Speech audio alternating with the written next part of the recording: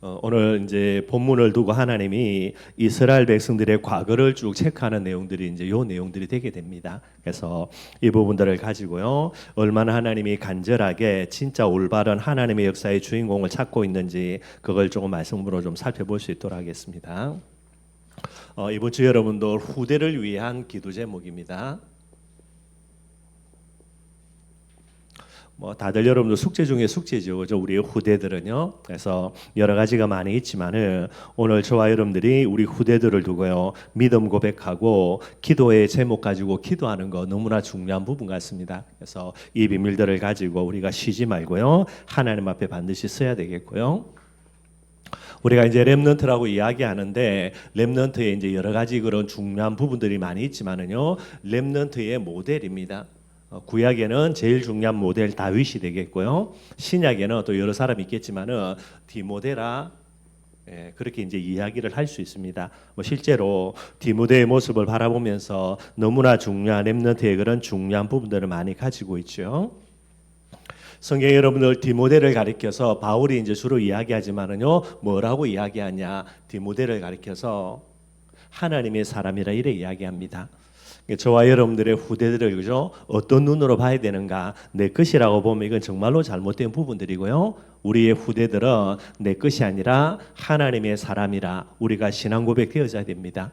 그리고 렘넌트인 여러분들은요, 내 것이기 때문에 내 마음대로가 아닙니다. 여러분들, 하나님의 특별한 계획 속에 하나님이 나를 부르신 겁니다. 그래서 나라는 존재를요, 하나님의 사람으로 반드시 인정해야 되겠죠. 하나님의 사람이 되기 위해서는 세 가지 부분 결론 내려야 된다 그랬습니다. 소유에 대한 결론, 나는 누구 것인가? 하나님의 사람이기에 하나님 거. 그러니 하나님을 위한 사람이 되어야 되는 거죠. 내 것이면 나를 위해서 살면 되는데 하나님의 것이니까 하나님을 위해서, 그러니 방법도 마찬가지입니다. 하나님에 의해서 반드시 이렇게 올바른 방법이 나와줘야만 되게 돼 있고요. 또 바울이 디모데를 가리켜 가장 중요한 특징입니다. 네가 어려서부터 성경을 알았다라는 게. 참 이 부분도 좀 이렇게 많은 부분이 있겠지만은 진짜 다시 한번 중심에 담고요, 지금부터라도 우리 후대들과 함께 말씀 읽는 부분들 꼭 좀 중요하게 생각을 하고 이걸 많이 강조해야 되겠고요. 어려서부터 성경을 알았습니다. 성경을 여러분들 계속해서 읽고 묵상하다 보면요, 반드시 올바른 중심이 진짜 회복되게 돼 있어요. 이 중심이 성경을 통해서 어려서부터 계속해서 가랑비에 옷 젖듯이 이제 전달이 돼야 되는데, 이 중심이 회복이 안 된다. 실컷 얻어맞고요, 두들겨 맞고 이제 여러 가지 문제 속에서 갈급해져 있다가 그 다음에 이제 회복이 되게 되는 거예요. 다른 방법은 절대로 없으니까 여러분들. 그래서 어려서부터 성경을 통해서 올바른 중심입니다. 하나님을 사랑하고 복음 사랑하고요, 말씀과 교회를 사랑하는 이런 중심들을 딱 회복할 수 있게 되는 거예요. 그래서 이번 주에도 성경의 어떤 부분이냐 몇 가지 이제 쭉 이야기했죠. 여러분들 꼭 좀 기억을 해야 되고요. 결국은 렘넌트가 올바른 중심을 가져야 되는데, 성경을 통해서 어려서부터 이 중심을 갖지 못하고 자라났다. 그럼 이 중심을 가지려면요, 딱 하나밖에 없겠죠, 여러분들. 그런 이제 여러 가지 일들이 일어나는 거고요. 꼭 좀 기억하셨으면 좋겠고요. 세 번째, 여러분들 거짓이 없는 믿음을 가졌다라고 이야기합니다. 그래서 어떤 다른 성경에는 선한 양심을 가졌다 이런 단어도 있고요. 거짓이 없는 믿음이라는 말은 언약을 절대 진리로 붙들고요, 어떤 문제, 어떤 사건 앞에서도 진짜 핑계 없습니다. 여러분들, 예수는 그리스도 모든 문제 해결자, 진짜 끝내버리는 거예요. 임마누엘입니다. 하나님이 내 안에 나와 함께, 그걸로 끝이고요. 나는 세계복음화의 주인공이다. 그걸로 정말로 끝내버리는 거예요. 그런데 어떻고 그래서 어떻고, 그죠? 그래도 어떻고, 여러분들 다 거짓된 믿음일 수밖에 없게 됩니다. 하나님과 복음 앞에요, 언약 앞에 어떤 핑계와 이유도 없는 사람이 되어야 되고요. 그리고 가장 핵심되는 거, 이 부분은 여러분들 영적인 유산이 되게 되는 거예요. 부모로부터 쭉 내려가는 것이라 바울이 이야기하고 있습니다. 그리고 사도 바울이 디모데를 가리켜서 이야기하는 겁니다. 은혜 가운데서 강한 자라 그랬죠. 영적인 서밋이라는 거예요. 그래서 항상 그죠? 저와 여러분들도 마찬가지입니다. 이제 2023년 마무리하고 2024년을 준비하면서요. 저와 여러분들 많은 거 있겠지만은 2023년에 4년에 모든 예배 속에서 제일 은혜 많이 받는 사람이 내가 되겠다. 요것만 여러분들 마음속에 딱 하고 하시면 됩니다.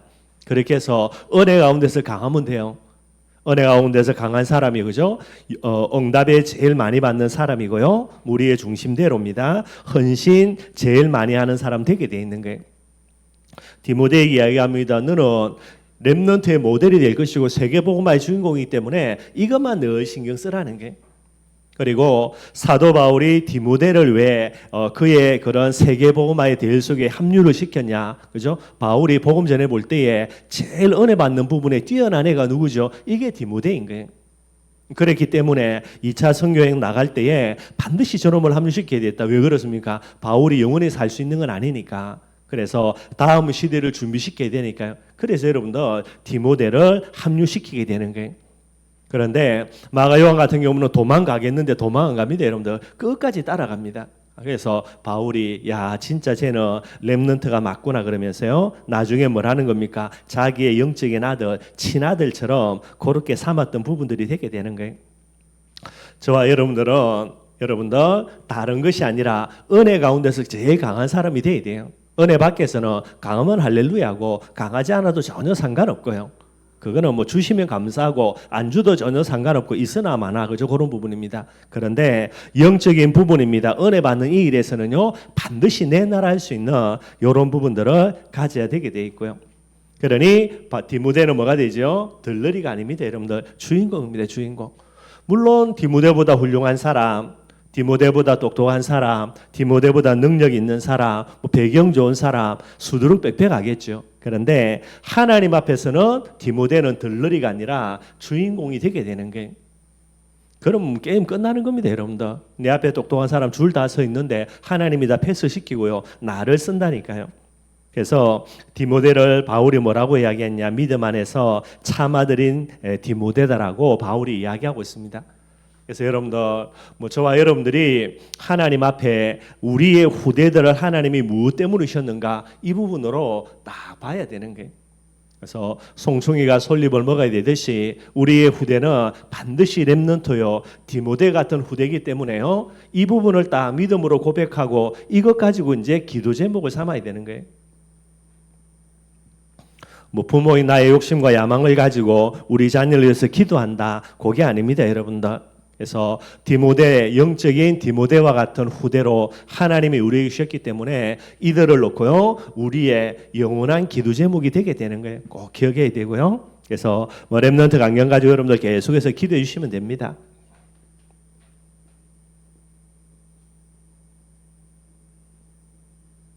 예, 언약을 절대 진리로 붙드는 자 될 수 있도록 여러분들 계속해서 우리가 기도해 줘야 되고요. 더 중요한 거 언약을 절대 진리로 붙들고 우리 자녀들을 믿음의 눈으로 바라봐야 되는 게 이렇게 만만치 않은 내용들이 많이 있지만은요 꼭 이 비밀들 이게 이제 우리의 영적인 싸움이고요. 올바른 중심 가지도록요 하나님을 사랑하고 복음 사랑하고요 교회를 사랑하고 말씀 사랑할 수 있는 이 중심 가지도록 계속해서 해야 됩니다.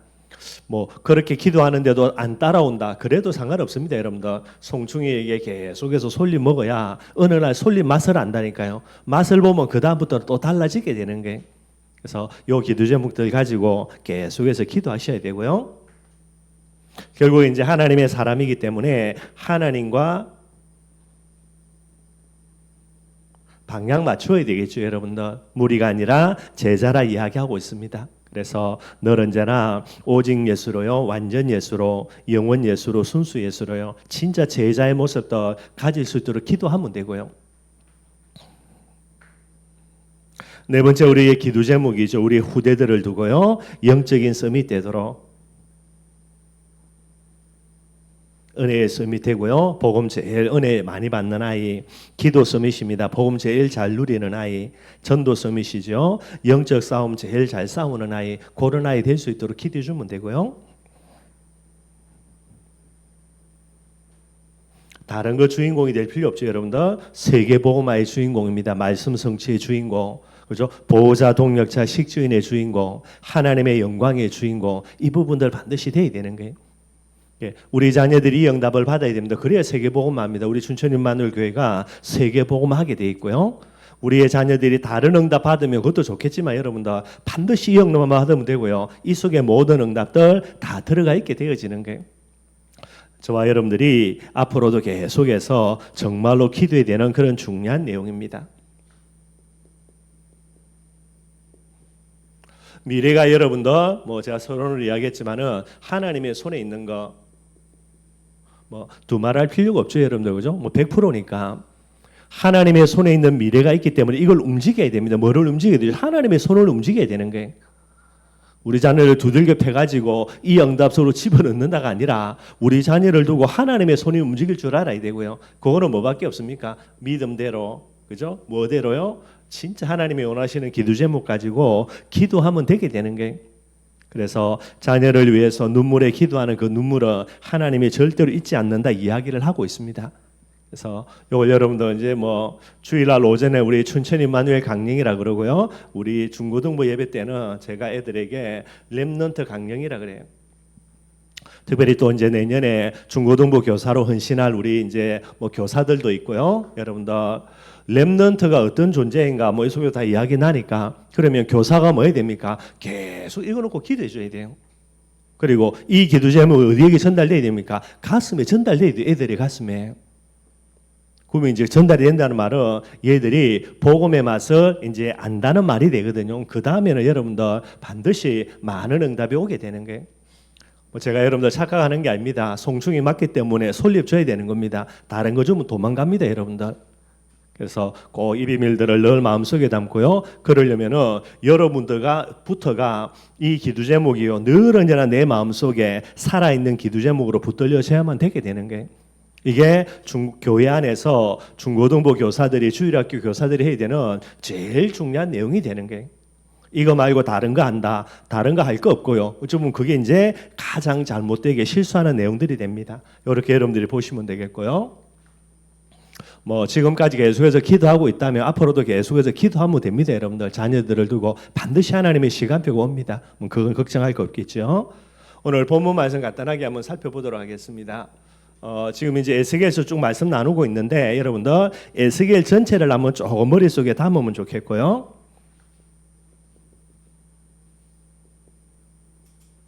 에스겔서의 전체 내용이 됩니다. 지금 이제 우리가 20장을 말씀 나누고 있죠. 그래서 에스겔 전부 다가 48장인데요. 지금까지 내용을 조금 생각을 해보면 기억을 하실 겁니다.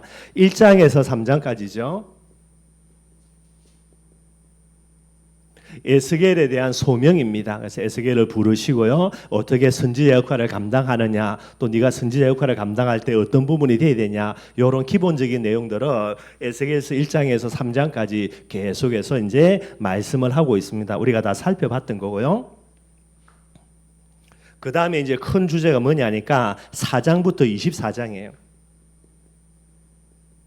그래서 뭐 4장부터 우리가 쭉 지금 살펴봤고 지금 이제 20장 살펴보고 있습니다. 어떤 내용이냐, 여러분들? 유다에 관련된 심판입니다.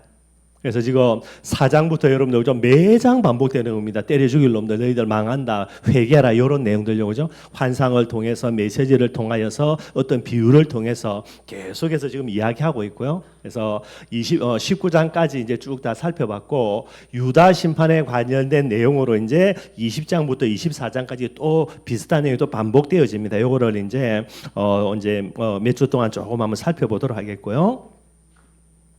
여러분들이 나중에 이제 예레미야서뿐만 아닙니다. 여러분들 이사야서도 거의 비슷한 형태로 가요. 그래서 에스겔만 그런 게 아니라 그 다음에 25장에서 32장까지입니다.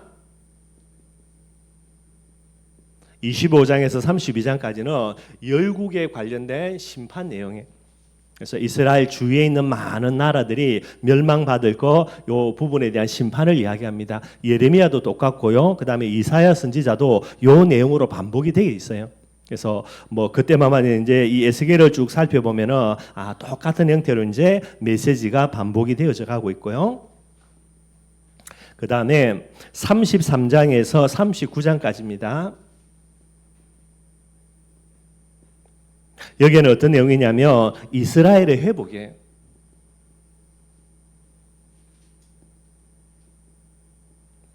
이제 유다가 이제 멸망당함으로 해서 북쪽 유다는 북쪽 이스라엘 이미 망했죠, 그죠? 그런데 여기에서는 이스라엘이 회복될 거 하나님이 메시지를 계속해서 하고 있습니다.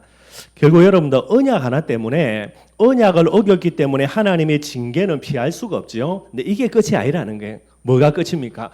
회복이 끝이라는 거예요, 여러분들. 항상 이게 언약적인 관점에서 가장 중요한 거예요. 어찌 보면은 오늘 이스라엘이 반역하지요? 그러면 뭐 게임 끝난 겁니까? 아닙니다, 여러분들. 오늘 반역했기 때문에 내일 징계는 반드시 오겠지만은 이 징계 이후에 또 다시 뭐를 회복합니까? 이스라엘 백성들 회복시켜서 언약을 갖도록 하시는 게 절대 진리는 뭐냐? 진짜 진리 중의 진리는 언약이라 이제 그렇게 이야기를 할 수 있게 되는 거죠. 뿐만 아닙니다. 이스라엘의 회복을 이야기해 놓고 그 다음에 뭐를 이야기하냐? 40장에서 48장까지. 마지막에 어떤 내용입니까? 이사야도 마찬가지입니다. 예레미야도 마찬가지고요. 메시아 왕국을 노래합니다. 메시아 왕국의 영광을 이제 에스겔이 노래하는 내용이 되게 되는 거예요. 결국은 언약이 뭐죠? 결국 메시아입니까, 여러분들? 우리가 하나님의 은혜 망각하고 언약에 대해서 잊어버리고 우상 숭배한다. 이거보다 큰 반역 없죠. 그러니 하나님이 우리를 징계할 수밖에 없습니다. 그런데 징계하고 난 이후에 반드시 뭐 하는 겁니까? 우리를 회복시켜 주시는 거예요. 이 회복을 통해서 앞으로 어떤 일이 일어나냐? 언약입니다. 이 언약의 완전한 성취의 비밀을 가지고요. 하나님의 뜻과 계획이 온전히 이루어지는 이 비밀들을 계속해서 이야기하는 게 이 구조로 여러분들 이 에스겔서가 쭉 이제 진행이 되게 됩니다. 우리가 하나하나 따져보기 때문에 그 말이 그 말이고 그런 게 많은데 전체적인 톤은 이제 이 형태로 가는 게 뭐 가끔씩 제가 이제 이 부분들 전체적인 부분들은 조금씩 한 번씩 이제 계속 반복을 할 테니까요. 이걸 여러분들이 딱 눈으로 가지면 좋겠고요. 그래서 지금은 이제 요 두 번째 과정들을 쭉 진행하고 있습니다. 4장부터 24장까지 한마디로입니다. 너가 망한다. 그죠? 왜 망합니까? 이런 이유 때문에 저런 이유 때문에 어떻게 망하는 겁니까? 바벨론의 포로로 잡혀간다. 요 내용입니다. 이걸 계속 반복하는 거예요. 그 중에서 오늘 이제 20장에서 24장까지입니다. 요게 유다에 대한 심판에 대한 부분들을 하나님이 말씀하시는데 그 부분에서 이제 마지막 이제 주제와 같은 그런 내용들을 쭉 설명을 하고 있고요. 20장에서 24장까지 한마디로 유다의 멸망을 이제 노래하는 건데요. 이 내용의 주제가 뭐냐? 20장에서 24장까지는 이스라엘의 반역의 역사와 하나님의 심판이에요.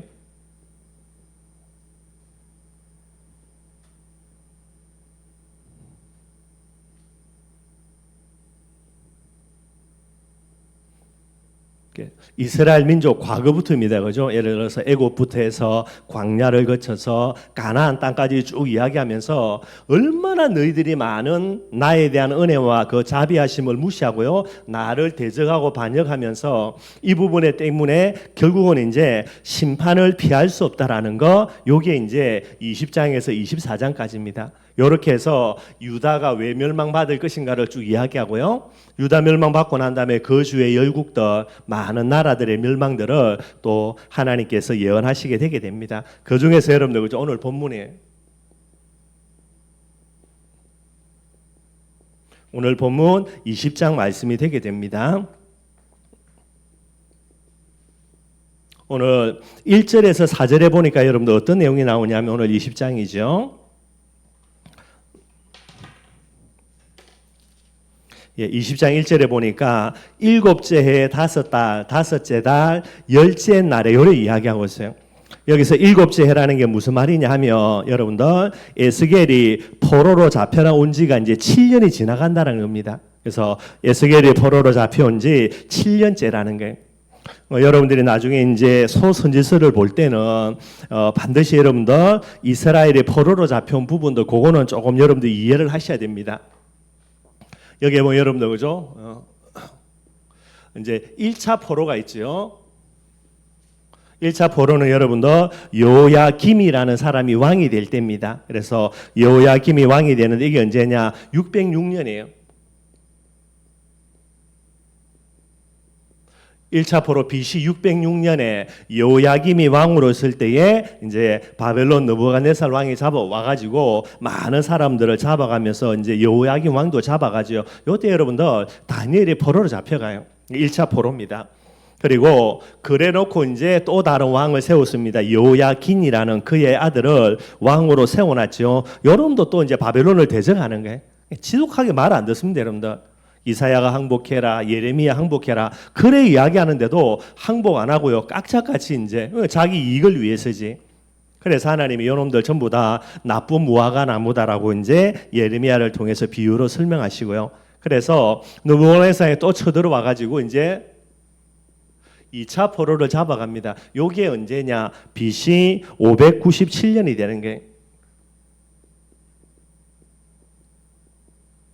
요때 잡아갈 때 왕은요 여호야긴입니다. 여호야긴 왕이고요. 요때 누가 포로로 잡혀가느냐? 이게 이제 에스겔이 요때 포로로 잡혀가는 게. 그래서 이게 포로로 잡혀가는 첫 번째 해. 그리고요 지금이 7년이다 그러니까 이제 7년을 더하면 어떻게 되겠습니까? BC 이제 591년이 됩니다. BC 591년에 에스겔이 이제 오늘 말씀을 하나님 앞에 받고요. 이걸 이제 이야기를 하게 되는 거예요. 그러면 언제 그러면 이스라엘이 망하냐? 3차 포로입니다. 완전히 망할 때죠. 이게 586년이에요. 586년에 이제 이스라엘이 남쪽 유다가 예루살렘이 완전히 망합니다. 시드기야 왕이죠, 그죠? 자기 앞에 아들들 다 죽이고 끌고 와가지고요, 신하들 다 죽이고, 그리고 눈 뽑아가지고요, 비참하게 이제 쇠사슬에 채워서 바벨론으로 이제 끌고 가게 됩니다. 요건 여러분들 조금 기억을 해두시면 좋고, 1차 포로 다니엘, 2차 포로 이제 에스겔, 3차 포로는 뭐 완전 이제 나라가 망하는 거니까 요런 부분을 조금 이해하면 되고요. 그리고 이제 요때쯤에 누가 이제 활동을 해 이런 것들만 조금 한번 살펴보면 되는 거예요. 근데 이제 요 상황 속에서 오늘이 뭐가 그랬습니까? 포로로 잡혀간 지 7년째라 그랬으니까요. 요게 이제 1년째니까 7년이면 BC는 하나씩 줄어들죠. 그죠? AD는 하나씩 더 하는 거지만은요. 그래서 이제 7을 빼면 590년인데 이제 많이 되니까 그죠? 이게 591년이 되는 거예요. 그러면 오늘 본문에 나와 있는 요 시기는 언제냐 여러분들, 그죠? 586년에 망하니까 어떻게 되는 겁니까 여러분들? 7년이 지났다 그랬으니까 몇 년이 남았냐? 멸망 5년 전이에요. 597년이니까 591년으로 보면은, 그죠? 586년에 망하니까 5년 전입니다 지금. 오늘 이 메시지를 하나님이 에스겔에게 언제 주냐? 이스라엘이 완전히 멸망당하기 5년 전에, 앞으로 5년 있으면 완전히 망하는 겁니다.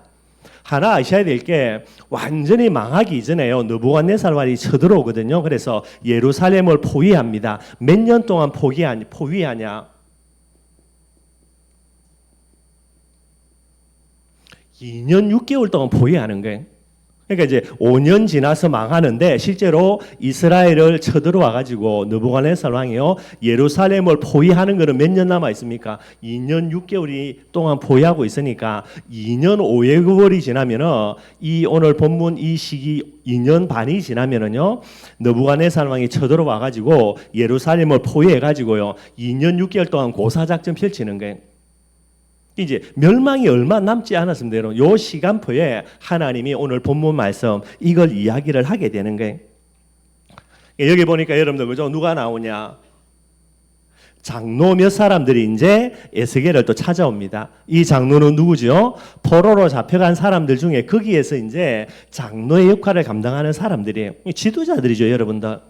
이 사람들이 누구를 찾아옵니까? 에스겔 찾아옵니다. 에스겔이 그래도 이제 선지자니까. 그래서 1절에요. 이스라엘 장로 여러 사람이 여호와께 물으려고 와서 내 앞에 앉으니, 에스겔을 찾아온 겁니다.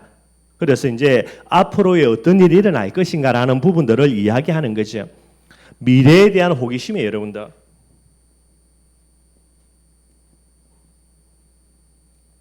뭐 예레미야의 예언이라면, 또 이사야 선지자의 이야기고요. 그리고 에스겔의 이야기라면 미래는 뭐가 됩니까? 뭐 암울하죠, 여러분들, 그죠? 포로로 잡혀온 지 70년이 지나서 포로에서 돌아가니까요. 그래서 땅 사고 집 짓고 오랫동안 머물고 살 준비를 하라는 겁니다. 근데 거짓 선지자들이 뭐라고 이야기합니까? 아니다, 금방 우리가 포로에서 돌아갈 거니까 그 말 듣지 마라, 이거거든요.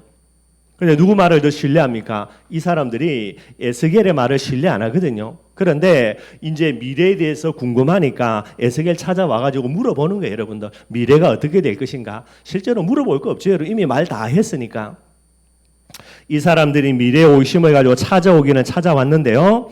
말씀에 대한 권위도 인정하지 않고 이 말씀에 순종하지도 않고요. 말씀을 신뢰하는 믿음조차도 없는 거예요, 여러분들. 그래 놓고 미래가 어떻게 될 건지 우리에게 알려달라라는 거예요. 자기가 이제 장로라는 직분이 있다라고요. 그런데 이들에 대해서 뭐라고 이야기합니까? 오늘 여러분들 하나님이 이야기하기를 이들은 미래에 대해서 이야기하는데 미래는커녕요 하나님이 그거 이야기해 주지 않고요. 4절 말씀입니다. 4절에 뭐라면 인자야 내가 그들을 심판하려느냐 내가 그들을 심판하려느냐 너는 그들에게 그들의 조상들의 가정한 일을 알게 하라는 거예요. 미래의 호기심을 가지고 미래를 알려온 이 사람들에게 하나님은 에스겔을 통해서 뭐를 알려줍니까? 과거를 설명해 주라는 거예요.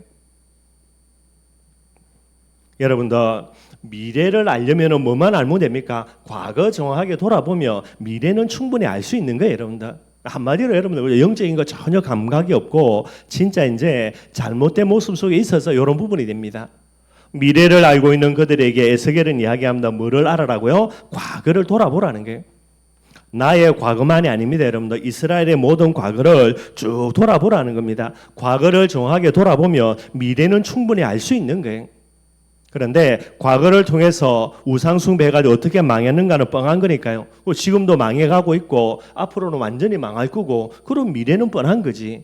그런데 본인의 욕심, 본인의 불신앙, 그죠? 본인의 언약 밖에 있는 많은 것들 때문에 미래에 대해서는 궁금한데 하나님이 말씀하시는 멸망의 미래는요 안 받아들이는 거예요.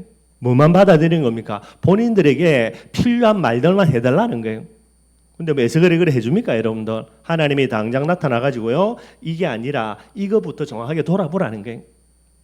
그렇게 해서 지금 이제 하나님이 이스라엘의 과거 역사를 쭉 이제 읊어주기 시작합니다. 너희들이 과거에 어떤 삶을 살았는지.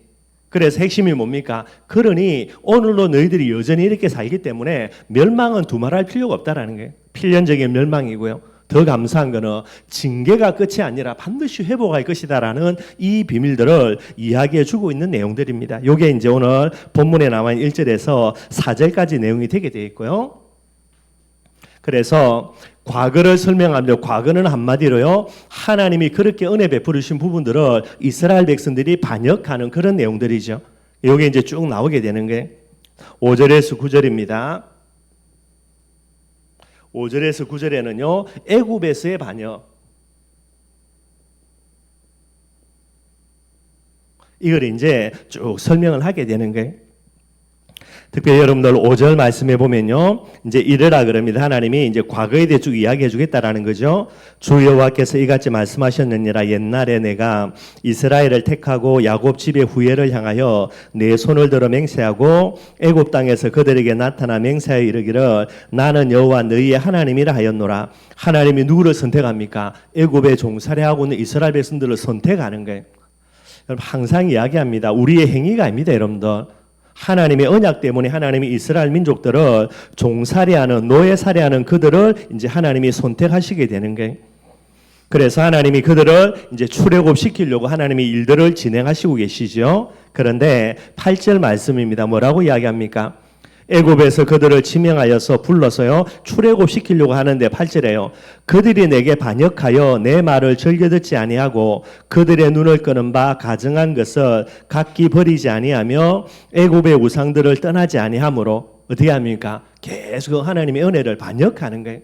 그 결과로 어떻게 됩니까? 하반절에요. 내가 애굽 땅에서 그들에게 나의 분노를 쏟으며 그들에게 진노를 이루리라. 뭐가 되는 겁니까? 결국은 하나님이 그들을 징계할 수밖에 없게 되는 거예요. 그런데 9절입니다. 뭐라고 이야기합니까? 그러나라는 거예요. 그들이 나를 반역했기 때문에 내가 그들에게 분노와 진노를 쏟아야 되는데 그러나라고 말씀하시면서 9절에요. 내가 그들이 거주하는 이방인의 눈앞에서 그들에게 나타나 그들을 애굽 땅에서 인도하여 내었나니 출애굽시켜냈다라는 거예요, 여러분들. 하나님의 자비와 또 이스라엘 백성들을 반역하는 거기에 대해 하나님이 오래 참으시는 그런 내용들이 되게 됩니다. 왜 그렇게 하셨냐? 다른 거 아닙니다, 여러분들. 마지막 절 9절 하반절에 그랬죠. 내 이름을 그 이방인의 눈앞에서 더럽히지 아니하려고 그렇게 이스라엘 백성들을 하나님이 자비로 참아줬다라는 거예요. 여러분들 항상 저와 여러분들이 뭐 내 모습 가지고 큰 소리 칠 게 아니고요. 전부 다 하나님의 은혜라는 부분들을 알고 늘 우리가 진짜 겸손해야 되고요. 하나님이 자기 이름 때문에 하나님을 반영하는 이스라엘 백성들에게 분노와 진노를 쏟은 게 아니라 그들을 인도해서 출애굽시켜 줬다라고 이야기하는 게, 그럼 당연히 출애굽 나왔잖아요. 그럼 뭐 해야 됩니까? 진짜 하나님 앞에 서야 되죠. 또 반역합니다, 여러분들. 그게 이제 10절부터 26절입니다. 광야에서의 반역이에요. 그래서 10절부터 26절까지 다 읽을 건 없고 여러분들 그죠? 11절과 12절 보겠습니다. 광야에서의 모습이거든요. 10절에 보면 애굽 땅에서 나와서 광야에 이르겠고요. 11절 12절입니다. 사람이 준영하면 그로 말미암아 삶을 얻어 내 율례를 주고 내 규례를 알게 하고 그들을 거룩하게 하는 여호와인 줄 알게 하려고 내 안식일을 주어서 그들과 나 사이에 표징을 삼았다라는 게, 구별된 민족으로, 그래서 하나님이 구별된 삶이라는 부분들에 중요한 규례를 주신 겁니다. 무엇이지요? 하나님의 선택, 하나님의 은혜, 하나님의 그런 놀라운 축복이 되게 되는 거예요. 그런데 13절입니다. 뭐라고 이야기합니까? 그러나 이스라엘 족속이 광야에서 내게 반역하여, 또 반역하는 거예요, 여러분들. 그 내용은 민수기를 통해서 우리가 그다음에 이제 레위기를 통해서 잘 알고 있지요. 또 반역하여 율례를 준행하지 않고요, 나의 규례를 멸시하고 나의 안식일을 크게 더럽혔다라는 거예요. 그래서 뭐가 일어날 수밖에 없습니까? 징계 일어날 수밖에 없지요. 그래서 내가 이러기를 내가 내 분노를 광야에서 그들에게 쏟아 멸하리라 하였으나, 그런데도 많은 겁니까? 14절에 또 하나님이 길이 참으시는 게 무엇 때문에요? 내가 내 이름을 위하여 달리 행하였나니, 하나님의 자기 영광, 하나님의 자기 이름 때문에. 여기에 여러분들 누가 중보기도 한 겁니까? 모세가 중보기도 한 거예요. 하나님이 이렇게 이스라엘 백성 다 죽여버리고 나를 통해서 또 다른 민족을 이루어 나간다. 아니 하나님 뭐라고 욕하겠냐? 하나님이 능력이 없어가지고 이스라엘 백성들을 구원을 시켰지만 마무리도 못 짓는 모자란 하나님이라 욕할 거 아니냐? 그러면 안 된다. 이게 이제 모세의 중보가 되죠. 그래서 하나님이 그거 들으시고요, 달리 행하신 거예요. 당연히 멸망과 분노, 진노인데 하나님이 하나님의 이름을 위하여서 한마디로 언약 때문에 그들을 끝까지 인도하여서 어디로 가는 겁니까? 가나안 땅으로 하나님이 인도해 나가시게 되는 거예요. 그래서 14절에 내가 내 이름을 위하여 달리 행하였다라는 겁니다. 어찌 보면은 오늘 저와 여러분들이 이 자리에 있는 거, 뭐 우리가 뭐 잘나서 그럴 수도 있겠지만은요, 전적으로 뭐죠? 하나님의 자비입니다, 여러분들. 하나님의 오래 참으심이시고요. 이 부분들을 꼭 기억해야 되는 거죠. 광야였습니다. 그런데 또 반복, 이걸 또 고스란히 반복하는 내용이 또 나와요. 그래서 여러분들 18절에서 20절에 보면요, 18절에 광야에서 그들 이렇게 이제 하나님이 멸망시키지 않고 계속 인도해 가면서 또 하나님이 이야기하죠. 광야에서 그들의 자손에게, 그죠? 뭐 1세대는 다 광야에 죽었으니까 2세대들에게 율례를 지키고 규례를 지키고 우상 숭배하지 말라라고 이렇게 하나님이 명령하시는데요. 또 어떻게 하는 겁니까? 여러분들 그 다음에 보면은 21절 말씀에 보면요, 21절 이제 출애굽 2세대들입니다. 그러나 그들의 자손이 내게 뭐하여? 반역하여. 계속해서 악선이 반복되는 거예요, 여러분들. 자기들의 그런 아버지, 할아버지, 모든 윗대들이 결국은 하나님 반역한 것 때문에 광야에서 다 죽는데도요, 또 여전히 그들의 후손들이 또 반역하게 되는 거예요. 22절 말씀입니다. 뭐라 그럽니까? 내가 내 이름을 위하여, 내 이름은 하나님의 이름이죠. 다르게 이야기하면 언약을 위하여. 이 언약 때문에 22절에요. 내 손을 막아서 달리 행하였나니, 나를 반역했으니까 하나님이 반드시 분노와 진노로 그들을 멸해야 되는데 뭐 한다는 겁니까? 내가 그 부분과 달리 행한다라는 게. 그래서 멸망이 아니라 구원들을요, 그들에게 저주와 재앙이 아니라 하나님의 인도입니다. 그들을 계속 이끌어가는 거예요.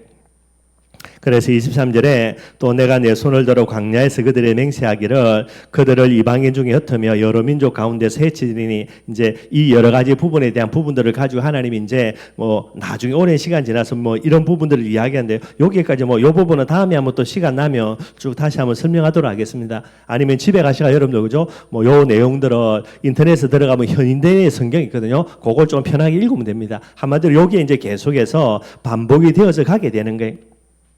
출애굽 1세대뿐만 아니라 출애굽 2세대들도 광야에서 결국은 하나님의 은혜에 대한 반여, 근데 하나님이 그들을 징계해야 되는데 하나님이 회복시켜 주시고 기다려 주시는 부분들, 이걸 계속해서 이야기하는 거예요. 자, 그 결과로 이들이 어디에 들어갑니까? 가나안 땅 들어가게 되지요. 그런데 27절에서 32절입니다. 이제 애굽에서 하나님이 그들을 진노해야 되는, 멸해야 되는데 구원해 주셔서 출애굽 시켜줬고요. 광야에서도 다 때려 죽여야 되는데 또 하나님이 참으시고 가나안까지 가게 하신 거예요. 그럼 가나안에서는 어떻게 되겠습니까? 그래도 정신 차려야 되죠. 똑같이 반복되는 거예요. 그래서 가나안 땅에서의 하나님을 향한 반역들, 이게 이제 27절부터 32절까지 나오게 됩니다. 자, 28절이죠. 28절에 내가 내 손을 들어 그들에게 주기로 맹세한 땅으로 그들을 인도하여 드렸더니 이제 광야를 끝내고요. 가나안 땅에 들어가게 됩니다. 그런데 가나안 땅에 들어가서 뭐 한다 그랬습니까? 그들이 모든 높은 산과 모든 무성한 나무를 보고 거기에서 제사를 드리고 분노하게 하는 제물을 올리며 거기서 또 분향하고 전제물을 부려드린지라 또 반역한다는 거예요. 가나안 땅 들어가서 은혜로 들어가 놓고 그러면서 여러분들 계속해서 죄악들이라는 부분들을 이야기하고 있죠. 그러면서 31절입니다. 뭐라고 이야기합니까? 너희가 또 너희 아들을 화제로 삼아 불 가운데로 지나게 하며, 이게 여러분들 그죠? 므낫세 왕 인신 제사 드리는 겁니다. 이게 이제 몰렉이라는 신을 숨길 때는요, 그들의 자녀 중에 장남을 번제물로 바치는 그런 일들이 일어나요. 말도 안 되는 거죠. 이런 죄악들을 이제 지적을 하게 되는 거예요. 그러면서 뭐라 이야기합니까? 이때 가나안 땅에 들어가서 했던 그런 여러 가지 우상 숭배의 비밀들을요, 오늘 31절에 언제까지죠? 오늘까지. 지금까지 이걸 계속해서 반복하고 있다라는 거예요. 애굽에서 했던 일들을 광야에서 여전히 행하고 있고요. 가나안 땅 들어갔는데 가나안 땅에서 여전히 반역하는 행위들을 지금 오늘까지. 어때요? 1차로 망했고 2차로 망했다니까요. 그리고 이제 3차 멸망을요, 2년만 있으면 지나면 바벨론에 쳐들어와 가지고 포위를 해서 2년 6개월 아사직전 펼쳐 가지고요, 결국은 이제 5년이 지나면 완전히 멸망하는, 나라 자체가 소멸되는 거예요. 이런 상황 속에 있는데도 지금까지 뭐 하고 있다? 나를 반역하고 있다라는 거예요. 이게 미래를 물어온 그들에게 하나님이 에스겔을 통해서 장로들에게 하는 이야기가 되게 됩니다. 너희 꼬라지를 보라는 게 지금. 그러면서 33절에서 39절이죠.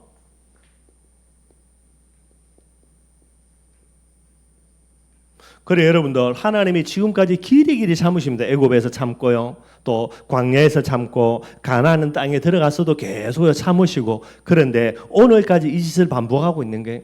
하나님이 이제 인내하심이 뭐가 됩니까? 이제 한계가 온 부분이 되죠. 또 다르게 이야기하면 더 이상 죄를 용서할 수 없을 정도의 그 정도까지 차버리게 되는 거고요. 그래서 에스겔을 통해서 하나님이 이야기합니다. 33절에서 39절요. 이제 뭐가 올 수밖에 없습니까? 지금까지 하나님의 자비의 시간표라면요, 이게 이제 끝나버린 거예요. 그래서 이후부터는 하나님의 공의의 시간표로 들어갑니다. 그래서 이 이후로는요, 철저한 심판이에요. 하나님의 그들의 지은 죄에 대한 철저한 심판을 진행해 나가시겠다라는 게, 그걸 이야기하는 겁니다. 그러니 그 결과로 뭐가 되죠? 포로로 잡혀가는 거예요. 그냥 포로가 아닙니다, 여러분들. 시드기야가 얼마나 비참하게 포로로 잡혀가냐. 자기 눈앞에 모든 자녀들 다 죽여버리고요, 그죠? 모든 사랑하는 신하들 다 죽여버리고요. 그래놓고 마지막에 눈알 뽑아버리는 거예요.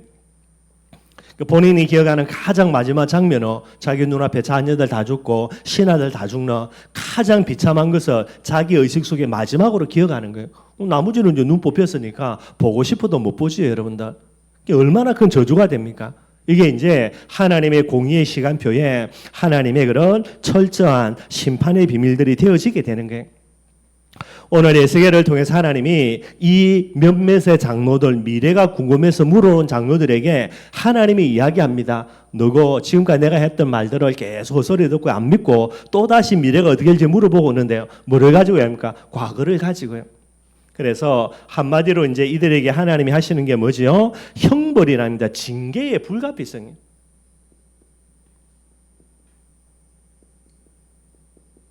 이걸 이제 이야기를 하게 되는 거예요. 왜 그렇습니까? 지금까지 하나님이 길이 참으시는 겁니다. 자비하심으로. 오래오래 참으셨는데 하나님이 더 이상을 참을 수 없을 정도의 요 시간표가 오게 된 거예요. 그래서 계속되는 하나님의 자비와 오래 참어 여기에 반해서요. 계속해서 끊임없이 반복되는 이스라엘의 반역들. 그리고 어떻게 됩니까? 이제는 징계를 피할 수가 없게 되는 거예요. 여러분들 하나님은 자비의 하나님이 맞습니다. 얼마나 감사한지 몰라요. 우리 과거 돌아볼 때에 그죠? 우리가 얼마나 부족하고 연약하지만은 하나님의 자비하심은 오늘까지 저와 여러분 이끌고 와주신 거예요. 그런데 우리가 계속해서 그죠? 소띠 급발치듯이 하나님을 반역하고 계속 하나님을 거스린다. 어느 날 딱 시간표 되면요, 공의라는 하나님의 시간표가 딱 우리에게 적용되어지면요, 여러분들 남아 있을 놈 하나도 없어요, 여러분들. 근데 왜 그렇게 했냐? 안 되기 때문에 그러거든요. 이 징계를 통해서 다 새롭게 해서 뭐 하는 겁니까? 이게 돼야 되는 거예요. 이게 목적이 됩니다, 여러분들. 그래서 이제 30절에 33절에서 39절까지 이걸 딱 이야기를 하고 있고요. 그리고 오늘 읽었던 본문이죠.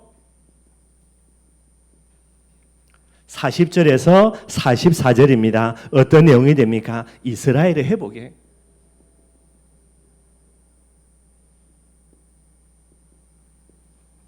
다시 말씀드리지만 여러분들 회복이라는 부분들 우리가 스스로 빨리 자원하는 마음으로 회복하지 않고요. 하나님이 우리를 징계하시면서 회복시킨다. 이제 이런 여러 가지 부분들이 일어나는 거예요. 어쨌든 간에 하나님은 징계를 통하여서 모든 우상을 다 제거하고 정결케 하고 난 이후에 그 다음에 반드시 하나님은 회복하시게 되게 됩니다. 그래서 여러분들 오늘 40절 말씀에 보면요. 우리 읽었죠. 40절에 뭐라 그랬으면 40절에요. 주 여호와의 말씀이니라. 이제 징계 이유입니다. 여러분들 40절부터요. 뭐라 말씀하시냐. 이스라엘 온 족속이 그 땅에 있어서 이스라엘이 회복될 걸 이야기합니다. 어디서 회복됩니까? 그 땅에서요. 그 땅이 어디죠? 그 다음에 보니까 내 거룩한 산 이스라엘의 높은 산에서 결국 여러분들 그 땅이라 말은 언약의 땅을 이야기합니다. 그 땅이라는 메시아 오실 땅이 되죠. 이곳에 하나님이 새롭게 회복하겠다라는 게. 그래서 여러분들 언약이라는 부분들은 진짜 절대 진리일 수밖에 없는 부분들이 되겠고요. 이게 이제 이스라엘의 회복을 이야기합니다. 메시아 언약을 이야기하고 있고요. 그러면서 회복할 때에 한 가지를 하나님이 말씀하십니다. 그게 뭐냐니까 43절이에요.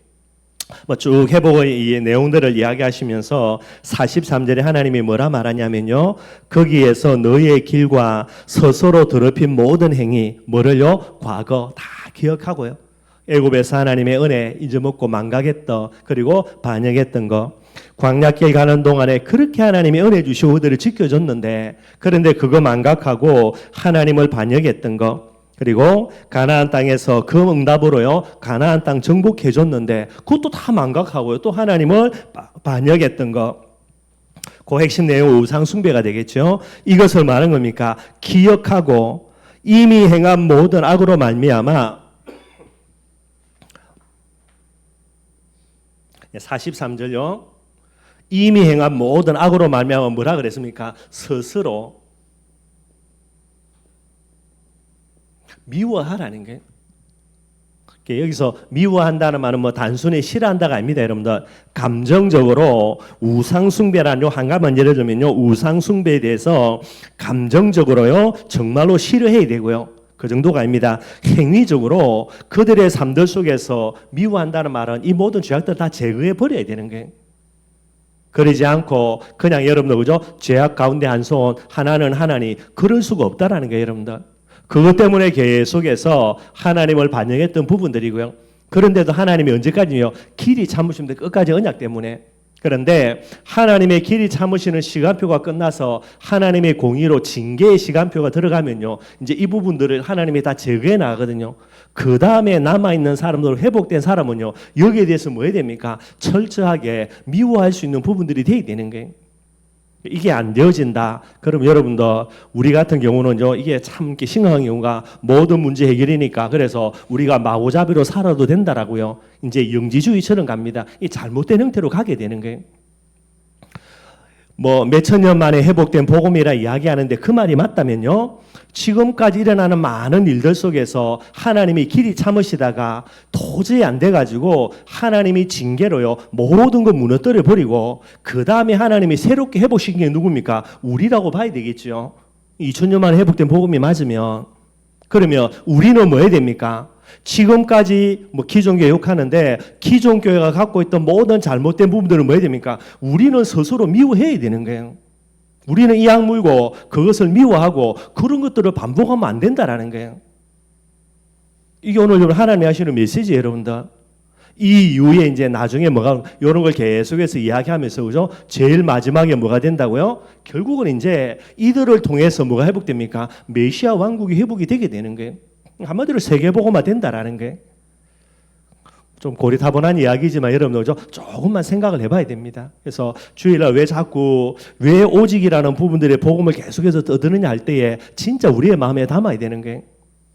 이 부분들을 스스로 미워하지 않고요. 뭐 2000년 만에 회복된 복음이라고 말하면 그러면 우리는 목에 칼이 들어와도 그죠? 끝까지 뭐 해야 됩니까? 오직 예수지. 저와 여러분들 마찬가지가 되는 거예요. 그래서 꼭 여러분들 기억하고요.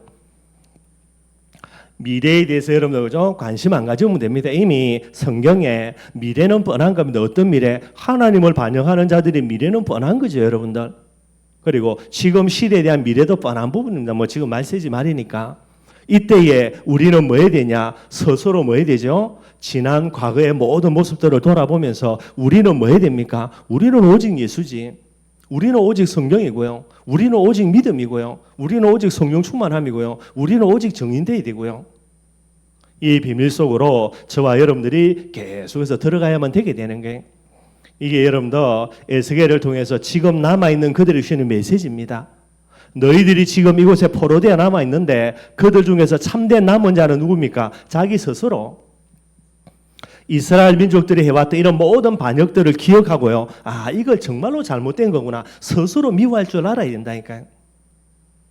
지금까지 한국의 교회사, 세계의 교회사 여러분들이 쭉 돌아보고요. 그 속에서 하나님이 우리를 불러서 이걸 회복시키는 부분들로 우리를 하나님이 부른 게 맞다. 이 비밀이 돼야 되는 거예요. 저와 여러분들 언젠가는 때 되면 오라면 가야 됩니다, 여러분들. 우리 가고 난 다음에, 그죠? 우리의 모습 바라보고, 그 이전의 모습을 바라보고, 우리 후대들이 뭐 해야 됩니까? 오직 예수라니까, 여러분들. 나머지는 스스로 미워할 줄 알아야 되는 거예요. 그냥 싫어한다가 아닙니다, 여러분들. 감정적으로 정말로 혐오하고요. 이걸 내 몸에서 제거해버려야 되는 거예요. 그게 이제 미워한다는 단어의 뭐 원뜻이라 그렇게 이제 주석지에 보면 나와 있더라고요.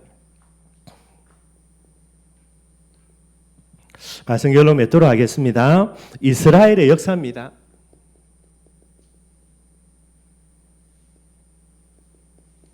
이스라엘의 역사만이 아니고 여러분들 그죠?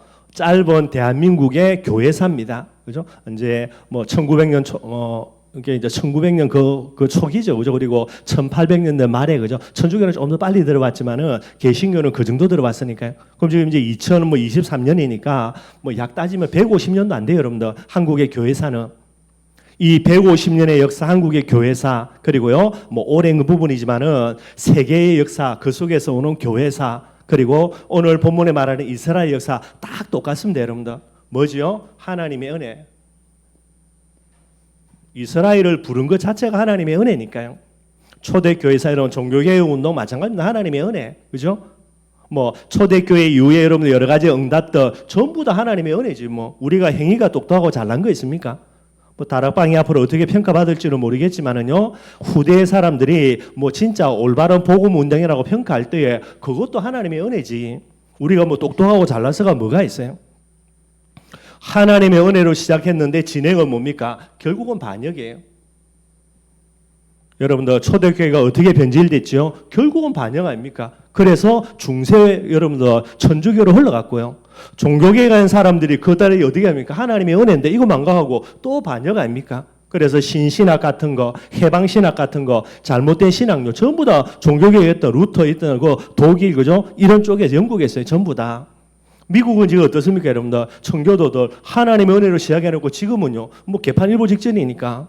한국 교회는 어떻습니까? 100% 하나님의 은혜지.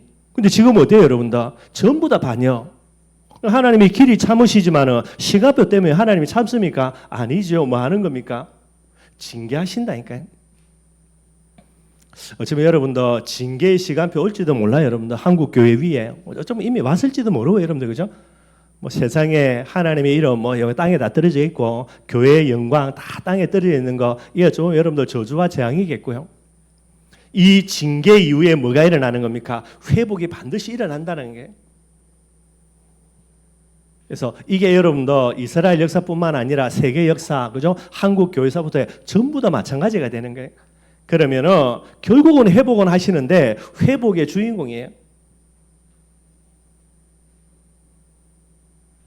누구를 통해서 하신다는 겁니까? 이야기했죠. 스스로 미워한다라는 게 여러분들.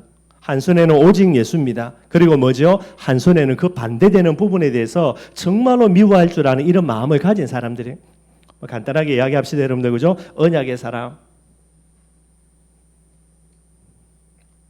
이 말세지 말에 하나님의 역사, 회복의 역사의 주인공이 누구냐? 진짜 언약의 사람 돼야 돼요. 언약을 절대 진리로 딱 붙들고 여러분들 언약 앞에 어떤 이유와 핑계도 없어야 되고요. 그리고 은혜의 사람입니다. 하나님의 모든 역사의 시작은 은혜지요. 은혜 받는 사람이 죄송합니다. 제일 여러분들 장대입니다. 여러분들 고도리 시간을 해보면 그죠? 뭐 이길 수는 없으니까 오늘도 계속해서 틀린 은혜 말고 바른 은혜 그죠? 성경의 핵심은 뭡니까? 예수가 그리스도라는 거 내게 대해서 기록했고 다 설명되어 있다 그랬으니까요. 성경을 통해서 저와 여러분들 계속해서 은혜 받아야 돼요. 은혜 받은 것을 가지고 뭐하면 됩니까, 여러분들? 믿음의 사람이죠. 늘 믿음 붙들고요. 그리고 마지막으로 하나님과 방향 맞추고 뭐하면 됩니까? 하나님의 인도받는 사람. 요것만 하면 됩니다, 여러분들. 이게 오늘 이 시대의 말세지 말에 하나님의 역사의 주인공이 되는 그런 사람들이 되게 되는 거예요. 여러분들 하나님이 이야기합니다. 자기 스스로 잘못된 모든 과거의 선조들이 조상들이 했던 그 부분들을 심히 미워할 줄 아는 이런 중심을 가진 사람이라는 게 우리가 뭐 3,000년, 2,000년 만에 회복된 복음이라고 맞다면 여러분들 그죠? 복음을 잃어버리고 복음을 상실하고요. 복음을 놓쳐버렸던 그들의 모습이 우리에게 뭐가 돼야 됩니까? 이가 갈려야 돼요. 그럼 뭐 해야 됩니까? 그들과 반대되는 부분들 정말 우리가 지켜나가야만 되게 되는 거죠. 뭐 제가 보는 관점에서는 그렇습니다, 여러분들. 또 뭐 제 말만이 아니라 이 부분을 여러분들 보죠. 지금 벌써 한 몇 년 동안 이사야 계속해서 보고 있고요. 그 다음에 예레미야 말씀 계속 봐왔고요. 또 올해 이제 에스겔 말씀 뭐 지금 이제 20장 정도니까 계속 보면서 참 말세지 말에 지금의 여러 가지 일어나는 모습 속에서 하나님이 원하는 게 뭔가 많은 부분들이 기도 제목으로요. 좀 많은 것들 생각을 하면서 뭐 이런 부분들이 이렇게 마음에 와닿는 내용들입니다. 꼭 좀 기억하고요. 저와 여러분들 회복의 하나님의 역사의 주인공이 되는 그런 교회가 되기를 주님의 이름으로 축원드리겠습니다.